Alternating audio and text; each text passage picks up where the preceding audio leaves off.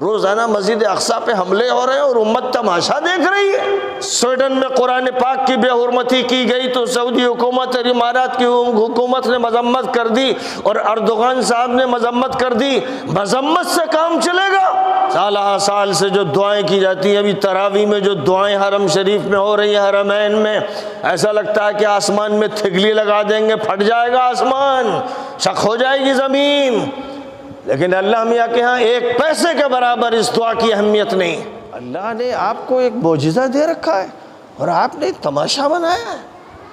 کہ 5 دن کی تراویح کہیں 10 دن کی تراویح، اٹھک بیٹھک، حافظ انجن قرآن سنا رہے ہیں، ایک بھیڑ لگی ہوئی ہے روایت پرستوں کی،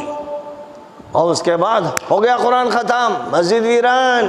ابھی رمضان ختم ہونے دیجئے، پھر یہی مسلمان رمضان کا کچومر نکالیں گے اور کہیں گے رمضان بائی بائی، سال بھر کے بعد آنا، جلدی مت آنا۔ یہ ہے وہ مسلمان جو اپنے اوپر عذاب بلا رہا ہے۔ نازل کر اے اللہ، نازل کر، ہم تیری کتاب نہیں پہنچائیں گے، تیرا دین نہیں پہنچائیں گے۔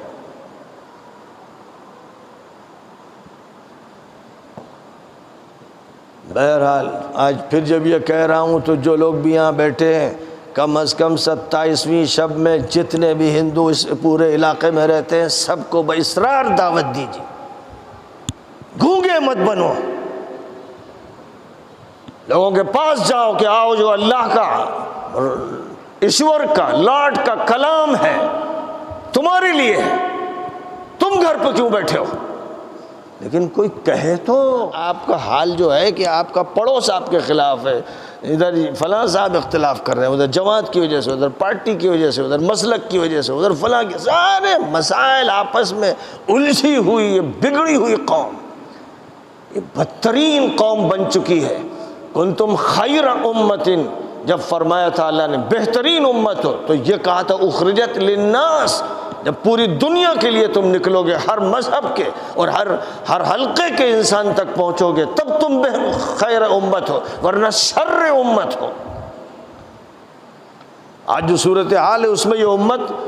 شر امت ہے، جیسے بنی اسرائیل کا حال ہوا کہ اللہ نے فرمایا تھا ہم نے تمہیں فضیلت دی تھی سب پر، اور آج تم بدترین لوگ ہو۔ وہی حالت اس وقت مسلمانوں کی ہے، بے عینی ہی وہی حالت ہے۔ ورنہ یہ ہو سکتا تھا کہ 57 ملک ہو مسلمانوں کے اور ایک چھوٹا سا اسرائیل ان کی دھنائی کرتا ہو، پیٹتا رہتا ہو، کاٹتا رہتا ہو، کتنے لوگوں کو شہید کر دیا، کتنے لوگوں کو ہجرت پر مجبور کر دیا، روزانہ مسجد اقصیٰ پہ حملے ہو رہے ہیں اور امت تماشا دیکھ رہی ہے۔ یہ جائز ہے مسلم ملکوں کے لیے کہ سویڈن میں قرآن پاک کی بے حرمتی کی گئی تو سعودی حکومت اور امارات کی حکومت نے مذمت کر دی اور اردوغان صاحب نے مذمت کر دی۔ مذمت سے کام چلے گا؟ جب تمہارے خلاف کوئی اٹھتا ہے تمہاری قوم میں سے تو تمہارے میزائل چلتے ہیں، تمہاری بندوقیں چلتی ہیں، تمہارے بم چلتے ہیں، اور جب امت اسلامیہ کو تباہ کیا جاتا ہے اور مسجد اقصیٰ پہ حملہ ہوتا ہے تو اس وقت تم مذمت کے بیانات دے کر امت کو دھوکہ دیتے ہو۔ حکم ہے کہ ایسے ظالموں کا مقابلہ کرو، اور جو ان کے مقابلے کے لیے اٹھتا نہیں وہ مسلمانوں کا حکمراں ہونے کے لیے قابل نہیں۔